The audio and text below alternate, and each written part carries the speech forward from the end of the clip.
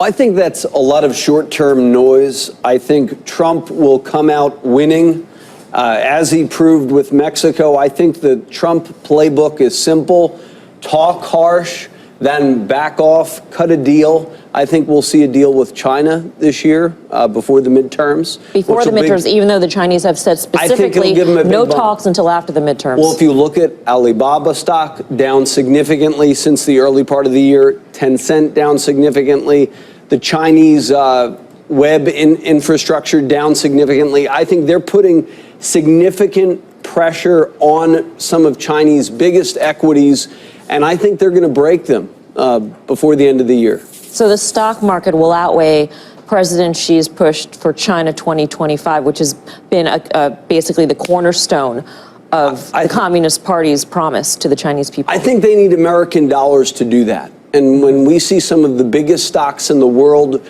trading at 30% off of their highs, I think that'll break President Xi. All right, Mark, what do you foresee? You know, what struck me this morning was, you know, as we all get back to work here, was Barclays was out, you know, first thing in the morning with their base case scenario for the economy, and they say now their base case scenario is 20% tariffs on all goods from China, with the Chinese responding in kind. So there is a change in tone in terms of how this is being looked at by economists. Have you changed the way you're looking at the situation now that we're into September without any more progress? Haven't really changed it. I don't think it'll have that much of an impact on the U.S. economy. There's a lot of attention as to what it means for prices on consumer goods, but it's actually been fairly modest. And I think the real impact has been that we've seen slower global economic growth, a little bit more uncertainty in the global economy, and some of the commodity exporters have weakened. But I think we're going to weather that. We have very strong momentum in the U.S. economy right now.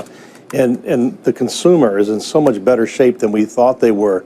Those revised GDP figures showed that we had trillions of dollars of more in saving than we thought previously. So we've got strong momentum going into the second half of the year. We're looking for 3% growth in the current quarter and close to that in the fourth.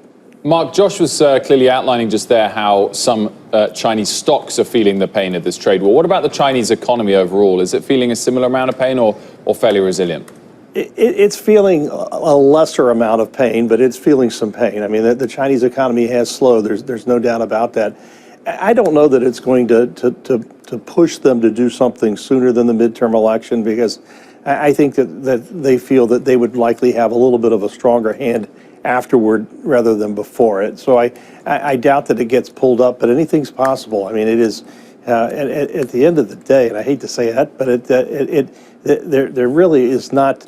There's not that much mystery what has to happen here, in that the United States is basically is playing free is the freest trader of them all, and Trump has a case that we have been taken advantage of in many of our trade relationships. They need to be modernized, and I think that we don't have to have that much movement on the part of the Chinese in order to have a meaningful impact on the global economy.